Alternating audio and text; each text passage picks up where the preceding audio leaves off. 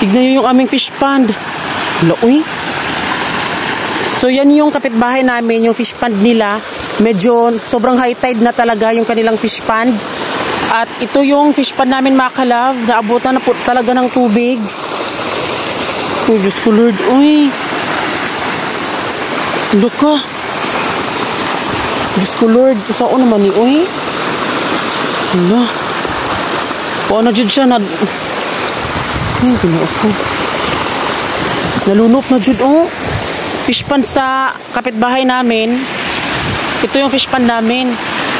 Tapos may mga alaga pa kami dyan ng mga isda. Tilapia. Hala eh. Hala eh. Naglunok. Pagin siya diri. Oh. Saan naman ni Lord? Oh. Among fish pond. Naglunok na dyan siya. Saan naman eh. Oh. Yung fish pond ng kapitbahay namin, oh. Ano ka, eh? Hala, diri apod, ginuo ko. Hala, diri apod, eh. Saan naman ni Lord, oh. Hala, naapak yun dito, ah. Hala, naapak din mga kalav. Hala. Di apag yun, be? Ha? Mapugman. Yung saan mo na to ni, be? Mo libil ng tubig na. Hindi na mukha na. Kaya tayo itong hunasa rin. Wala, ilapapa po do. Dahil lapapa na puno na. Diyos ko Lord, yung town. Una dyan ni. Hapit na dyan maglunop. Ito yung aming fish pond. Ito yung fish pond ng kapitbahay namin. Napuno na po nilahang tubig. Ang diria sa amua. Masudla na. Ha? Ano sabi? Wala dito ang food, oh. Saan man ni, be? Saan mo na nga kuhan man? Fish pond namin at fish pond ng kapitbahay namin. Malapit na pong mag-level ang tubig. Diyos ko Lord. Ayan, oh.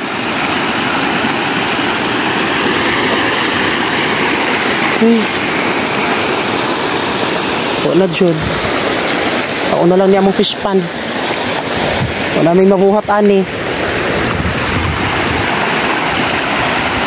Naglunop na dyan siya maayo, Lord.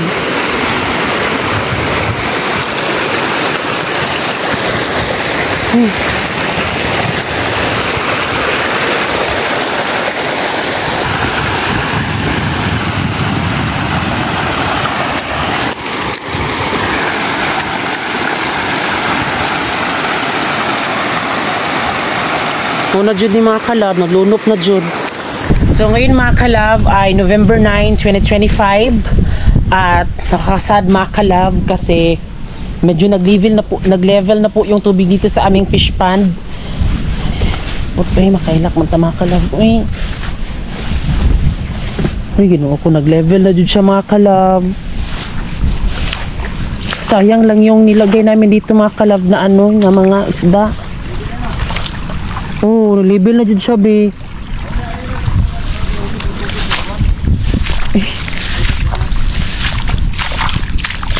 Tapos doon mga kalab, oh, doon sa kanila Mama Bibi, nag-level din talaga yung tubig. Sa bahay nila Mama Bibi, taga-tuho, taga-paa na. Taga-legs. Tapos dito, be, pakita doon, be. Dito naman mga kalab sa mismong guys talaga namin. Ayan. Hindi na talaga makita.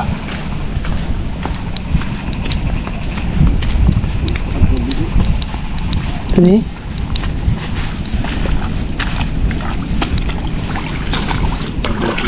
Lakaw eh.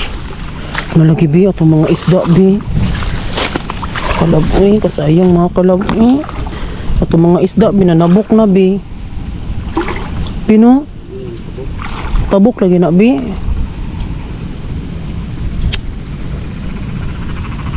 Ayun yung fish pa ng kapitbahay namin, tapos ayun yung sa amin. Wala na dyan ang mga tilapia. Wala dyan. Sayang lang tanah.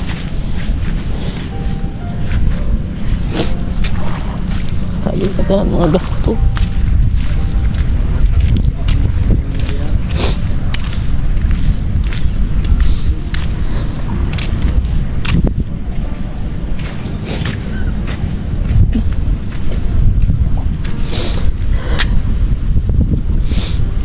Karon pa jud ko ka-try gay nga ani nga. Kuan.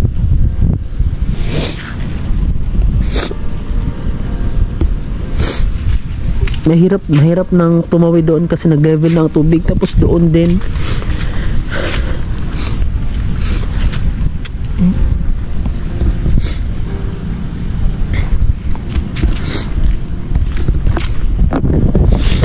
Saan naman ni mga kalabo wala naman may mabuhat ani. Level na yung tubig. Yung inaalala ko mga kalab, yung mga isda namin lumipat na sa ibang fish pan. Di ba ganun yun mga kalab? May posible na lumipat yung ano, mga isda doon sa kapitbahay namin. Kulay. Ha? Kulay. Makita.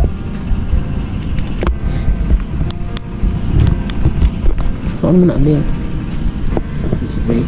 So, kung mo na no, nagtuyo na.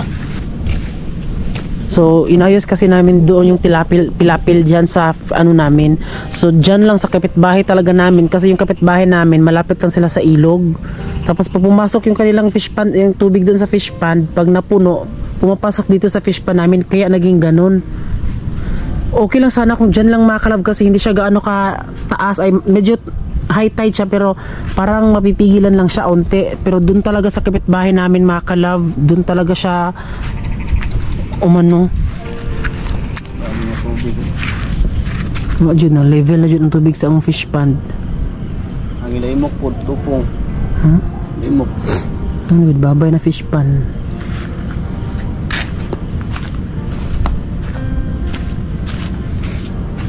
Bro, anong tilapia? Dingin o lang ambak ng tilapia. Hindi naman ay daig, nilapaw lang. Ito mga lukon bino. May lupon, hindi na yung ako, hindi mo na mahurot ng lupon. Ngila, pidot po, nilapaw po, degekan lang pa pang tubig nagi. Magana ang pagkuhan eh. Ito siya.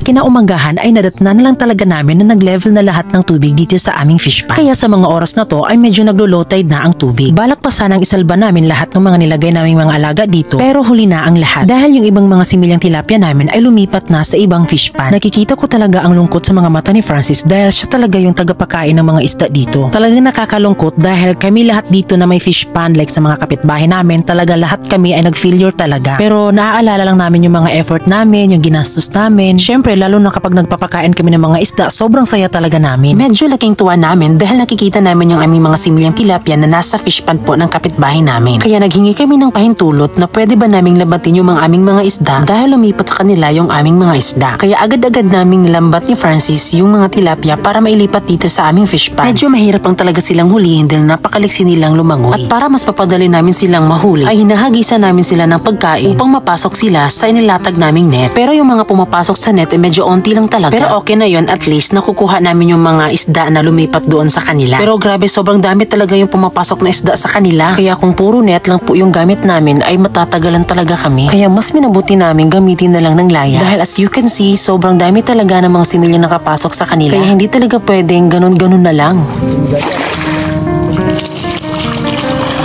Ayan, nilambat na lang namin mga kalab, dilipat namin dyan.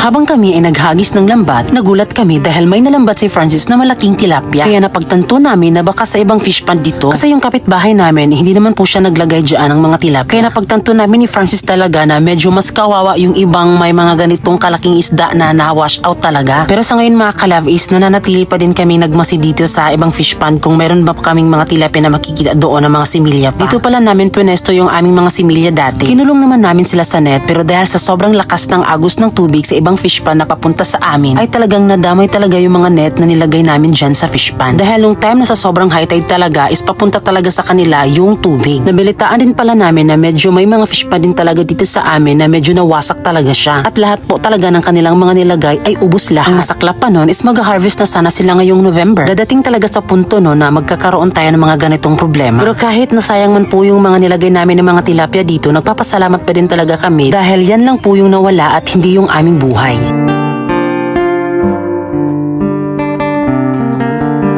At eto nga, lumipat na naman po kami sa ibang fish pond. Ayan, tignan nyo po yung parang may mga bula-bula. So yan po yung mga similyang mga tilapia namin. Kaya hindi talaga kami mapakali kapag hindi namin to nakuha. Kaya pinuntahan namin yung aming kapitbahay at naghingi kami ng pahintulot na pwede ba namin kunin yung aming mga tilapia. At sa awa ng Diyos ay pumayag naman. 10,000 pala na mga similyang tilapia ang nilagay namin dito sa aming fish pond. At 2 buwan na silang nasa fish pond namin. Nakikita nyo naman na dalay-dalay nilagay ni Francis yung mga similyang tilapia dahil natakot kami na baka anong mangyari sa kanila. Buti na nga lang ay medyo malalaki na sila kaya medyo madali lang po yung paglambat. Hinagisan ko pala ng pagkain nila para upang mas mapadali makuha yung mga tilapia. Actually sa totoo lang wala talaga kaming alam kung pwede bang kunin yan or hindi. Pero yung nasa isip namin kailangan talaga namin kunin dahil sayang talaga yung effort namin. 100% talaga nasa amin talaga yan. Dahil sa bandang pilapil na yan ay dyan nagsimula pumasok ang tubig nila sa aming fish pond. Ayan nakikita nyo naman po na yung tubig po nila sa fish pond ay pumasok po doon sa aming fish pond. Kaya nung malapit nang mapuno nag-level talaga lahat ng tubig dyan. Tapos nung nag-low tide na ay pabalik na naman yung tubig papunta sa kanila. Kaya yung mga tilapia namin ay sumabay din papunta sa kanila nung nag-low tide na. Sa mga oras na to ay andito kami ngayon sa kanilang pamerta. At laking gulat namin dahil napakamadami pala talaga ang lumipat sa kanila. Kaya mas nahirapan kami dahil maliit lang nalalagyan yung aming nadala. Kaya pinuntahan ko si Papa Carlo dahil manghiram kami ng bangka at drum. Dahil hindi talaga kayang maliit lang nalalagyan kasi kapag sila ay nalagay na ay nagsitalunan talaga sila. Pero hindi pa din namin nagamit yung drum. Baka mahirapan silang makahinga dahil medyo maliit lang ang lalagyan nito. Kaya mas minabuting sa bangka na lang namin sila ilagay para mas malaki yung kanilang paglalangoyan. At medyo 1 oras na nga lang yung ginagawa namin dito sa paglalambat. At eto na yung mga nakuha namin.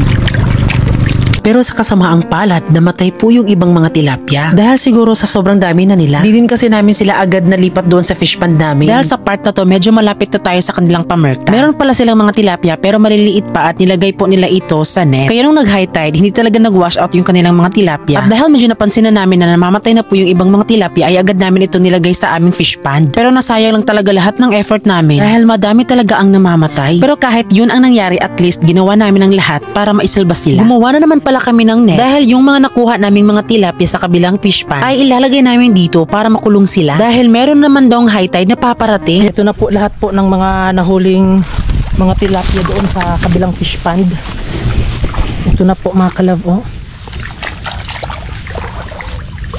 So ayan na po yung tilapia na mga similya. Lalagay na po siya dito sa ginawa naming kulungan ulit. Alsawa na to siguro dito na, largo na. Dito ka. May paanak bing. Hunat ko na, hunat. Alsa, doon kamot. Ito.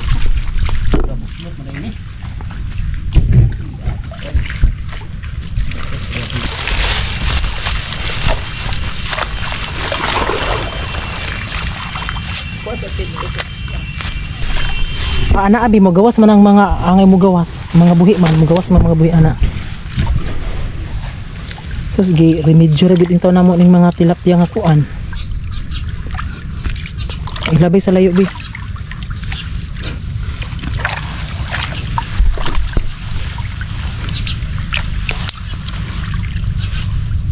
Oo, ang mga patay. Ulit. Ito lang naman namon. Makita ito.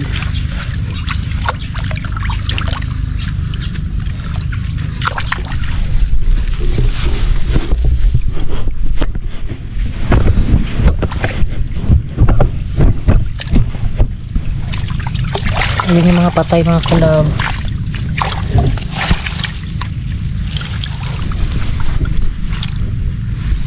So ngayon mga kalab, yung mga kinuha naming is, ayan, ibinilik namin dito ngayon.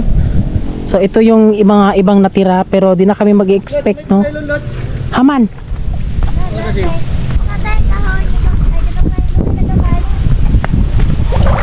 Di na kami mag-expect na umabot sila yan ng mga 10,000. Oh.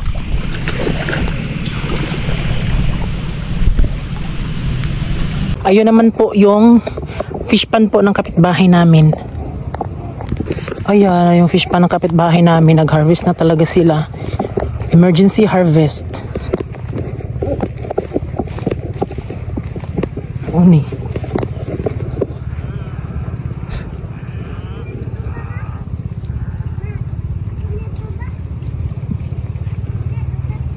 Diri ay la angkol imok. Liyor nga. Amo tilapia kay hurot. Masa gibuhat niyo diri te?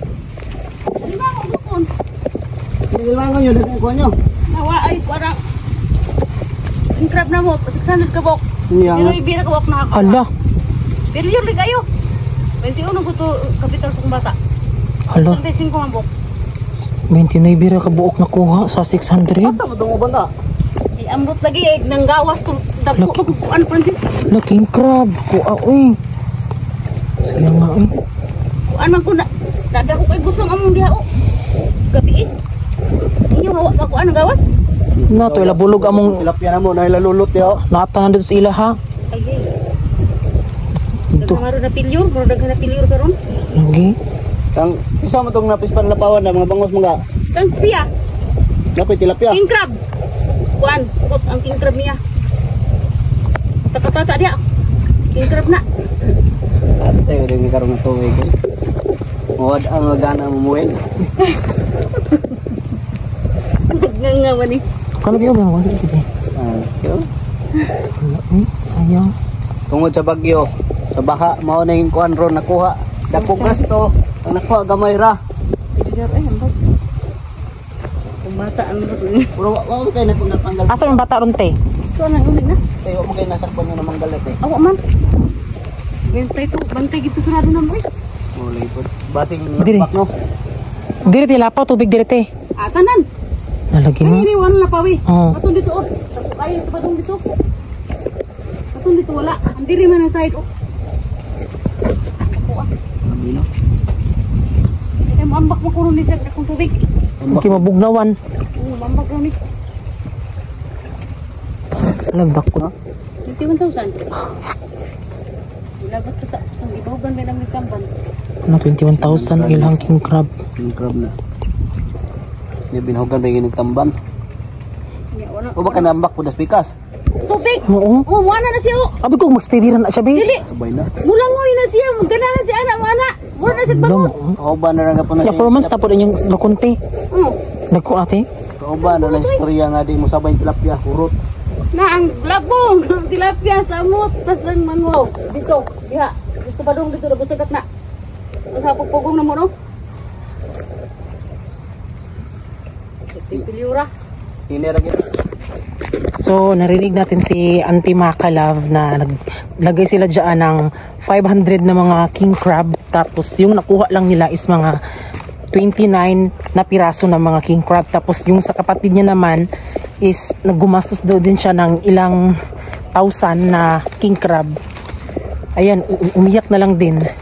So hindi lang po kami ni Francis yung nawalan, pati madami kami dito Makalav nawalan din. So lahat talaga ng may fish pan dito nawalan lahat. Equal ra jud mi tanan diri Equal ra jud mi tanan diri sa mga fish pond kay hurot pud ilahang mga kuan. Hurot pud ilahang mga buhi. Nang kung lulot hindi Sila Mama Bibi din naglagay din sila ng mga sugpo. Pila to be? 20,000. 20,000 ang mga sugpo. Para sa ato abi no. 20,000 yung sugpo namin, 20,000 din sa kanila. Hala oy. So ayun mga ka-love. Ayan, ngayon po is talagang mainit na talaga ang panahon, no? Kaya thanks God. Kahit na medyo nawalan tayo ng onting mga tilapia dito mga ka-love, hindi na talaga 10,000. Ay, nakakalungkot mga ka-love. So ito yung kapitbahay namin na meron din silang fish pond dito. Tapos lumagpas yung tubig nila dito sa fish pond po namin. Then nung di ba kahapon mga ka-love ay kinuha namin yung mga tilapia doon sa kabilang fish pond po. Ayan dyan. Ay tara wala lima. Ha? Lima. Kane? Sabi.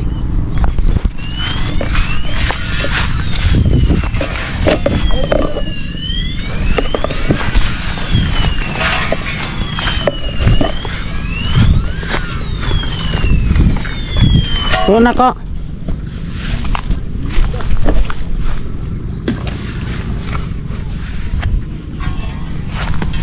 Ayan. So, yung mga isda po namin ng mga tilapia ay meron pa pong natira po doon dito sa kapitbahay namin, mga kalab. Tapos sabi namin sa kanya kahapon siya nga, kukunin lang namin yan ulit kapag nakapaano kami kasi wala ng time. So, yung kanilang mga nilagay dyan sa may fish pond po nila, hindi pa nila parang nilagay pa nila sa net. Tapos instead na kunin pa namin yung tapos yung mga tilapia na yan, mga kalab, syempre hindi talaga yun sa kanila kasi sa amin yun kasi na wash out nga papunta sa kanila. Tapos nagulat ako, mga kalab, wala na yung ano nila. Instead na meron pa sana kaming kunin po ng mga tilapia namin dyan, madami pa talaga. Nagulat lang kami, mga kalab, kasi yung net po nila inalis na. Tapos yung mga tilapia namin na nasa kanila, ayan, ano na yan, nahalo na sa kanila. Sinabi pa namin sa kanila na kunin lang namin yan ha, babalik lang kami. Tapos nagulat kami, kinuha yung kanilang net. Ayan, wala na yung kanilang net.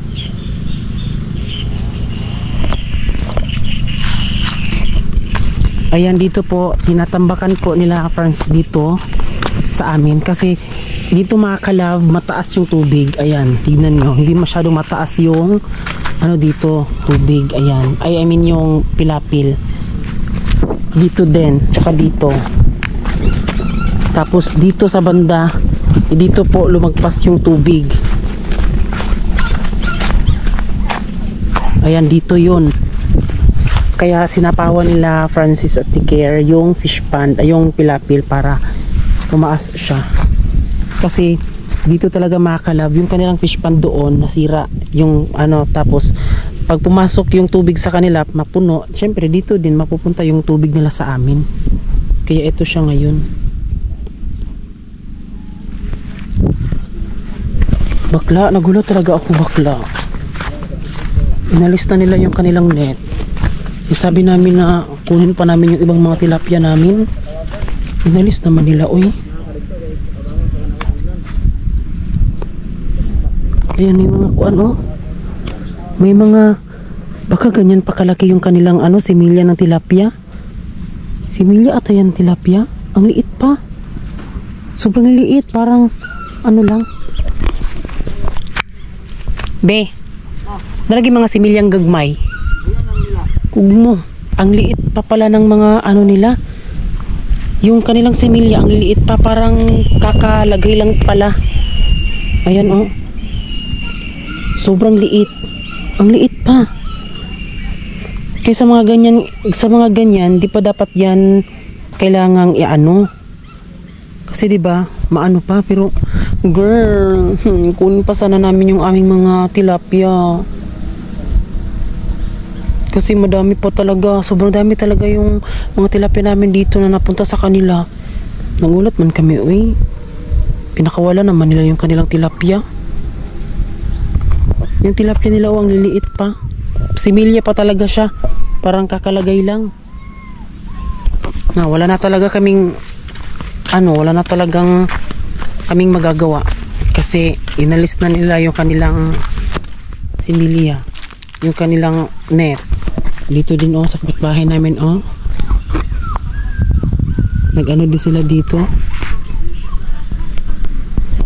Lumalagpas din dito yung namin, yung kanilang tubig sa fish pond papunta dyan sa amin. Tapos dahil sa lakas ng agos ng tubig, pumunta doon. Ha? Kay?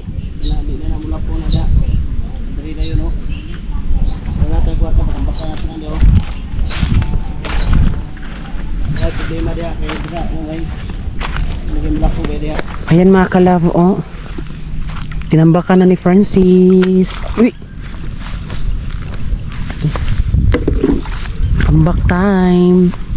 Kasi I'm sure, mga kalab, kasi alam niyo, mga kalab, useless lang din po kapag naglagay kami ng net dito. Useless lang siya mga kalab kasi doon, nung nasira yung kanilang fish pond doon, syempre yung tubig malapit lang kasi sila sa ilog. Yung sa fish pond na nalunod na. So yung tubig talaga is papunta talaga dito. Kaya wash out talaga. Tapos yung mga nilagay naming mga tilapia andun na naman sa kabila.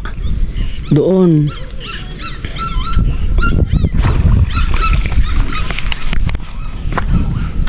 Nga mga, kuan pa bino, mga impis pa mga similyaha bino. Ate delikado mo kaning ilaha. So ayun mga kalab, ayun yung aming fish pond. So diyan namin nilagay po yung aming mga isda diyan mga kalab, 'di ba? Tapos doon mga kalab, malakas yung agos ng tubig. Syempre yung tubig is napunta dito. So siya yung pag-agos ng tubig pumunta dito sa kanila. Kaya yung ibang mga tilapia namin is andito sa kanila. Ayan. Andito sa kanila mga kalab. Kaya kanina habang nilalambat namin dito, pabalik diyan sa amin, sinabi namin na bibigyan na lang namin sila soon if mag-harvest sila. Kasi sobrang dami din talaga dito mga kalab. Akalain mo sa 10,000 na mga asimilyang mga is ay, iwan ko ba mga kalab? Yung mga sugpo din namin. Pero mas kawawa yung sa badang doon talaga kasi yung kanilang pilapil na sobrang haba mga kalab, nasira. Lahat ng nila na wash out. Na yung kanilang fish pond, yung mga alaga nila. Talaga. Tapos mag-harvest na sana sila. Wash out lahat talaga. Dito naman po sa kabila doon sa nila Mama Bibi sa kapitbahay nila, naglagay sila ng 500 or 600 na mga king crab. Yung nakuha lang, ayun ang mga isda namin yung nakuha lang is 29 na mga king crab. So mga nilagay din po nila mga sugpo na instead i-harvest na ngayong November ay hindi nila na-harvest kasi na-wash out din. So kawawa mga kalab. So masakit sa mga kalab. Uy, Ginoo ko Lord. Pero buti na nga lang din sa amin hindi pa talaga umabot ng ilang buwan na medyo lumaki na sila. Tsaka pa siya na pero yung Ginoo ko. Ginoo ko bagyong uwan. Ayun sila mga kalab Ayan yung aming mga tilapia. Grabe naman sobrang dami niyan mga kalab. Yung iba punta doon sa kanila. Ay Ginoo ko, another gastos na naman.